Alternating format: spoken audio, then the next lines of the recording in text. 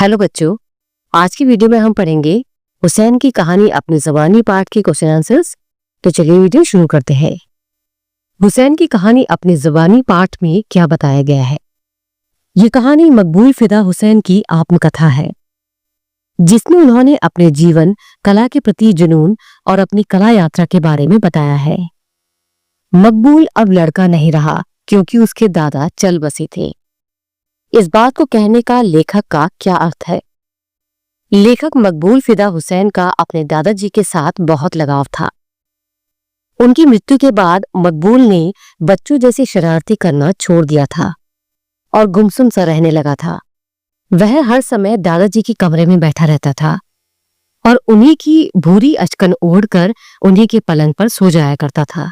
उसने घर में सबसे बातचीत करना भी बंद कर दिया था। उसकी बालपन की हरकतों के न होने की वजह से अब वह लड़का नहीं रह गया था। इस पाठ में मकबूल के पिता के व्यक्तित्व की कौन सी बातें उभर कर आई हैं?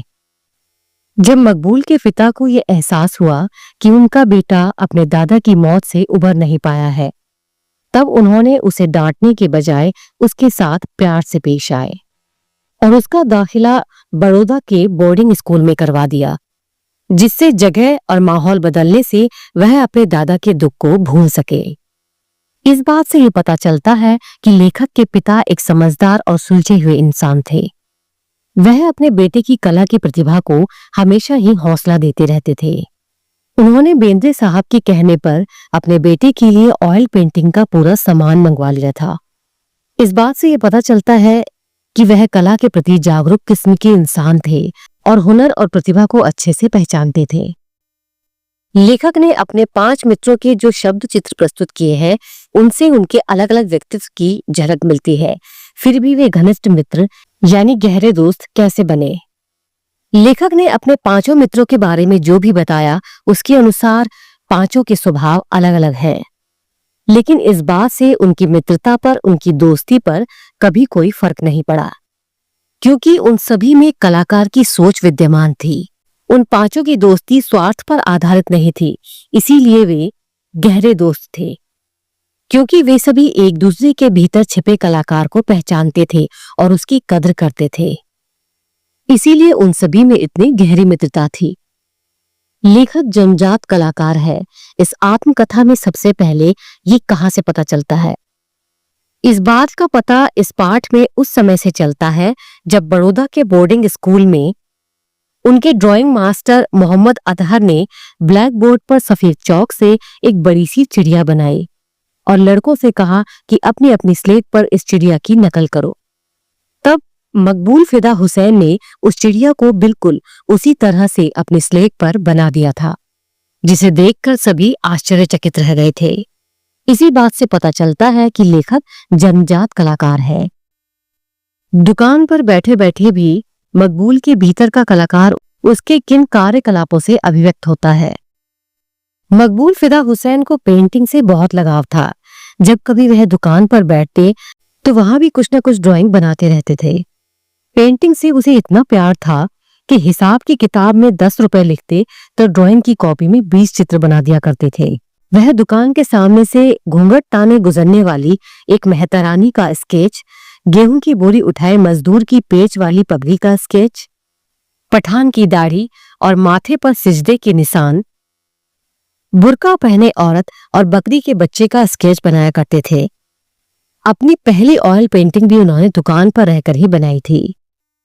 प्रचार प्रसार के पुराने तरीकों और वर्तमान तरीकों में क्या फर्क आया है? प्रचार प्रसार के पुराने तरीकों और वर्तमान तरीकों में बहुत अंतर आया है। पहले के समय में किसी वस्तु का प्रचार करने के लिए ढोल नगाड़े आदि बजाकर उसके विषय में घोषणा की जाती थी। एक व्यक्ति रिक्शा, तांगे आदि में बैठ जाता था और उस वस्तु का पोस्टर लगाकर ढोल बजाते हुए जोर जोर से उसके विषय में बताते हुए जाता था। कुछ लोग घर घर जाकर अपनी वस्तु का विज्ञापन किया करते थे। कई बार बाजार में भी नाटक आदि के माध्यम से भी वस्तु का विज्ञापन किया जाता था। लेकिन आज के समय में किसी भी वस्तु का प्रचार प्रसार अखबार, मैगजीन, रेडियो, टेलीविजन, इंटरनेट और मोबाइल फोन ने विज्ञापन को कई गुना तीव्र और प्रभावशाली बना दिया है। कला के प्रति लोगों का नजरिया पहले कैसा था, उसमें अब क्या बदलाव आया है। पहले लोग कला को राजा महाराजा और अमीरों का शौक मानते थे। गरीब आदमी तो इस विषय में सोच भी नहीं सकता था। उस समय कला आम आदमी का पेट नहीं भर सकती थी, ये केवल समय काटने का साधन मात्र थी।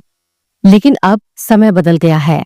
आज कला और कलाकार का सम्मान किया जाता है। अब तो इसे शिक्षा में भी शामिल कर दिया गया है। आज ये जीविका का मजबूत साधन है। अब कलाकृतियां बड़े घरों की ही नहीं, आम घरों के दीवारों की भी शोभा बनने लगी है। लेखक के कितने मित्र थे और उनके क्या नाम थे? लेखक के 5 मित्र थे। अरशद, अब्बास अली, मोहम्मद इब्राहिम गौहर, अब्बास जी अहमद और हामिद कंबर हुसैन। केशवलाल और मेजर अब्दुल्ला पठान कौन थे?